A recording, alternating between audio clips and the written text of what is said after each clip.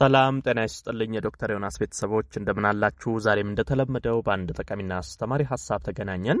በዛሬ ፕሮግራሜ ቶንሲል በተደጋጋሚ ለሚያስቸግራችሁ ሰዎች ነው መፍትሄ የምነግራችሁ። በተለይ በቤት ውስጥ የምታደርጓቸውን መፍትሄዎች እነግራችኋለሁ። ከዚህ ጉዳይ ጋር ተያይዞ በተደጋጋሚ ትጠይቁኛላችሁ። ቶንሲል በየጊዜው ያስቸግረኛል፣ ምን ላድርግ? የቶንሲል መፍትሄ ንገረኝ። እንዲህ አይነት ጥያቄዎች አሉ። ስለዚህ በተለይ እስቲ ሕክምና ተቋም ሳትሄዱ ወይንም ደግሞ ችግሩ እዛ የሚያስኬድ ደረጃ ሳይደርስ እንዴት አድርጋችሁ በቤት ውስጥ በምታደርጓቸው ነገሮች የቶንሲል ህመምን ማስቆም፣ ማዳን፣ መከላከል ትችላላችሁ የሚለውን እናያለን ማለት ነው። አብራችሁን ቆዩ። ለቻናሌ አዲስ ከሆናችሁ ሰብስክራይብ አድርጋችሁ ቤተሰብ ሁኑ። ይሄን መረጃም ላይክ፣ ሼር እያደረጋችሁ ሌሎችም ጋር እንደዚሁ ደርሶ እንዲማሩበት አጋሯቸው። በቀጥታ ወደ ሐሳባችን እንግባ።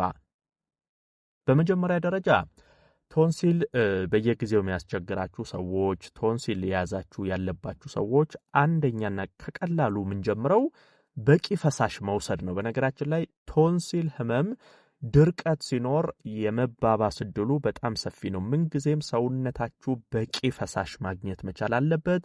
ፈሳሽ በደንብ መውሰድ አለባችሁ። ይሄ ሁለት ነገሮች እዚህ ጋር ማወቅ አለባችሁ። አንደኛው ቶንሲሉ ገና ሳይነሳባችሁ፣ ለምሳሌ እኔ እኮ ቶንሲል አለብኝ የምትሉ ይሄ በየጊዜው እየተደጋገመ የሚያስቸግራችሁ ሰዎች በቋሚነት በውሏችሁ ስር በቂ ፈሳሽ መውሰድ አለባችሁ። ውሃ በደንብ መጠጣት፣ ሌላም በቂ ፈሳሾችን፣ ፍሩቶችን ልክ እንደነ ሐባብ ያሉ የውሃ ይዘታቸው ከፍ ያሉ ፍሩቶችን መውሰድ፣ ትኩስ ነገሮች፣ ፈሳሾች በአጠቃላይ በቂ ፈሳሽን መውሰድ፣ ይሄ እንደ ቋሚ ነገር መውሰድ አለባችሁ። ከዛ ደግሞ ህመሙ በሚነሳባችሁም ሰዓት ላይ ይገባኛል፣ ብዙ ጊዜ የቶንሲል ህመም ሲነሳ ፈሳሽ ነገር ለመውሰድ የምትቸገሩ አላችሁ። ነገር ግን እንዴትም ብላችሁ በቂ ፈሳሽ ለመውሰድ መሞከር አለባችሁ። ህመሙን የምታሸንፉበት አንደኛው መንገድ ያሃ ነው። በቂ ፈሳሽ ካልወሰዳችሁ፣ አሞኛል ብላችሁ ፈሳሽ አልወስድም ብላችሁ የምትተዉት ከሆነ ሰውነታችሁ የድርቀት መጠኑ እየተባባሰ ስለሚሄድ ይሄ ህመሙ ከመዳን ይልቅ እንዲባባስ ያደርገዋል። ስለዚህ አንደኛ ማወቅ ያለባችሁ ምንጊዜም በቂ ፈሳሽ መውሰድ ነው። ሌላው ደግሞ እረፍት ማድረግ። እንግዲህ የትኛውም ህመም ራሱን ሰውነታችሁ እንዲያድን እረፍት ይፈልጋል። ቶንሲልም ተመሳሳይ ነው። የቶንሲል ህመም በሚኖርበት ጊዜ በተለይ ቀደም ያልኳችሁን ፈሳሽ እየወሰዳችሁ እረፍት ማድረግ። ፈሳሽ ሳትወስዱ እረፍት ብታደርጉ ይሄ የመዳን ዕድላችሁ ይሄ ቀስ ያለ እንዲሆን ያደርገዋል። ነገር ግን በቂ ፈሳሽ እየወሰዳችሁ በዛ ላይ ደግሞ በቂ እረፍት ማድረግ፣ ይሄ ሙሉ ቀን ስትንቀሳቀሱ መዋል፣ በቂ እረፍት አለማግኘት፣ ማታም ላይ ጥሩ ከ7 እስከ 8 ሰዓት የተጣራ እንቅልፍ አለመተኛት፣ እንደዚህ አይነት ነገሮች ካሉ ህመሙ የመዳን ጊዜው እየረዘመባችሁ ይሄዳል። ነገር ግን በተለይ ማታ ላይ በደንብ ጤናማ እንቅልፍ መተኛት፣ 7-8 ሰዓት ላይ ቆንጆ ያልተቆራረጠ እንቅልፍ መተኛት፣ ይሄ ሰውነታችሁ ራሱን እንዲያድስ ያደርገዋል። ህመሙን ቶሎ እንዲያክም እንዲያጠፋ ይረዳዋል። ስለዚህ እረፍት ማድረግ፣ እነዚህ ቀላል የሚመስሉ ነገር ግን ከቶንሲል ጋር ተያይዘው የቶንሲል ህመምን ለማዳን ትንንሽ የሚመስሉ ቀላል የሚመስሉ ግን በጣም ጥሩ ውጤት የሚያመጡ ነገሮች ናቸው። ስለዚህ በቂ ፈሳሽ ውሰዱ፣ በቂ እረፍት አድርጉ። ይሄ መሰረታዊ ነው። ሌላው ደግሞ አንዳንድ ማድረግ ያለባችሁ፣ ለምሳሌ ለብ ያለ ውሃ ውስጥ ጨው ጨምራችሁ ጉሮሮአችሁን ለትንሽ ደቂቃ ያዝ እያደረጋችሁ ልክ እንደ መግሞጥሞጥ ማለት ነው። ይሄ በአፍ ውስጥ ላሉ ችግሮች ከጥርስ፣ ከአፍ፣ ከዚህ ከድድ፣ ከጉሮሮ ከእንደዚህ አይነት ችግሮች ጋር ተያይዞ በጣም ጥሩ መፍትሄ ነው። ለብ ያለ ውሃ በጨው ይሄ ባክቴሪያዎችን፣ ኢንፌክሽኖችን ለመከላከል ለማስወገድ በጣም ጤነኛው መንገድ ነው። ስለዚህ ምን ታደርጋላችሁ? ቶንሲል ከያዛችሁ በተለይ ጠዋት ማታ በቀን 2-3 ይሄንን ማድረግ ትችላላችሁ። ጠዋት ላይ ማድረግ ትችላላችሁ። ማታ ከመኝታ በፊት ማድረግ ትችላላችሁ። ቀንም ላይ ልታደርጉ ትችላላችሁ። ለብ ያለ ውሃ ውስጥ ጨው ጨምራችሁ ትንሽ ጉሮሮአችሁ ላይ ያዝ ማድረግ ነው። ያዝ እያደረጋችሁ አትጡትም፣ ትተፉታላችሁ። ትንሽ እንደ መግሞጥሞጥ እያደረጋችሁ ያዝ እያደረጋችሁ ቀና ብላችሁ ያዝ እያደረጋችሁ መልሳችሁ መጥፋት። ይሄ ለብ ያለ ውሃ በጨው እነዚህን ኢንፌክሽኖችን፣ ባክቴሪያዎችን እንደዚህ አይነት ነገሮችን የመከላከል የማስወገድ አቅሙ ከፍተኛ ነው። ይሄን ተጠቀሙ።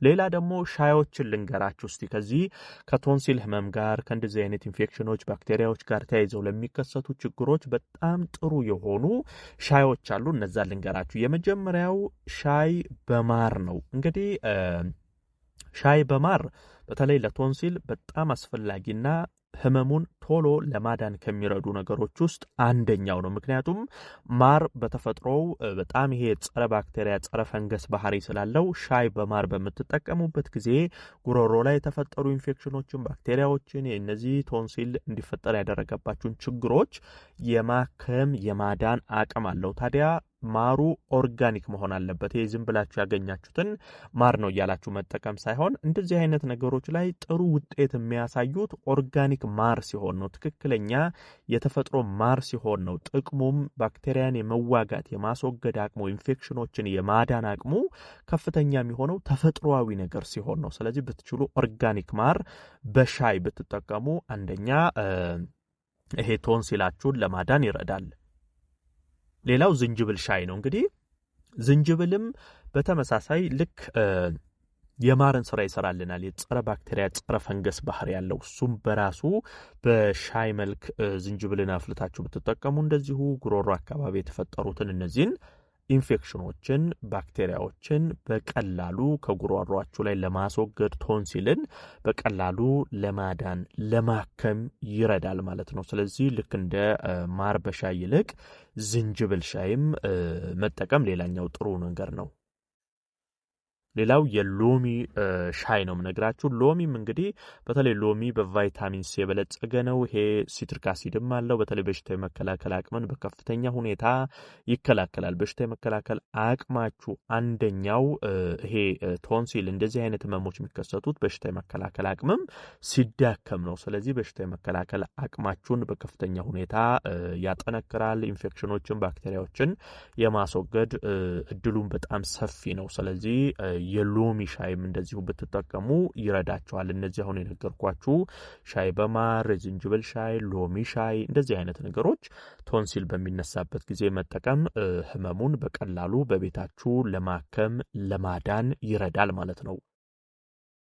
ሌላ ደግሞ ማድረግ ያለባችሁ ምንድነው? ህመሙ እስኪድን ድረስ ለስለስ ያሉ ነገሮችን ተመገቡ። ይሄ እዚህ ነገር ላይ አንዳንድ ጊዜ በጣም የተሳሳተ አመለካከት አለ። እንደውም ደረቅ ነገሮችን ብሉ፣ ይሄ ይዋጥጠዋል፣ ይጣርገዋል፣ ያድናል እንደዚህ የሚባል በጣም የተሳሳተ አስተሳሰብ ብዙ ጊዜ እሰማለሁ። እንደሱ አይደለም። ቶንሲል በሚኖርበት ጊዜ የባሰ እንደውም ጠንካራ ነገር እየወሰዳችሁ ከማቁሰል ከማሳመም ይልቅ ለስላሳ ነገሮችን እየተመገባችሁ በጤናማ መንገድ ህመሙ እንዲድን ማድረግ ነው። ስለዚህ ህመሙ እስኪድን ድረስ ብትችሉ ለጉሮሯችሁ ከባድ የሆኑ የሚያታግሉ ጠንካራ ነገሮችን አትጠቀሙ። ለስለስ ያሉ ምግቦችን ውሰዱ ማለት ነው። በአጠቃላይ እነዚህ አሁን የነገርኳችሁን ነገሮች ማድረግ ለብ ያለ ውሃ ውስጥ በጨው መጠቀም፣ ሻዮቹን መጠቀም፣ በቂ ረፍት፣ በቂ ፈሳሽ ማግኘት እነዚህ ነገሮች የቶንሲል ህመምን በቀላሉ በቤታችሁ ለማከም ይረዳል ማለት ነው። ይህን መረጃ ላይክ ሼር አድርጋችሁ ለሌሎችም አጋሩ። ለቤት አዲስ ሆናችሁም ቻናሌን ሰብስክራይብ አድርጉና ቤተሰብ ሁኑ። የዛሬን በዚሁ አበቃው። በቀጣይ ቀን ሌላ ጠቃሚና አስተማሪ ሀሳብ ይዤላችሁ ዳግም የምንገናኝ ይሆናል። እስከዛው በያላችሁበት መልካም ጊዜ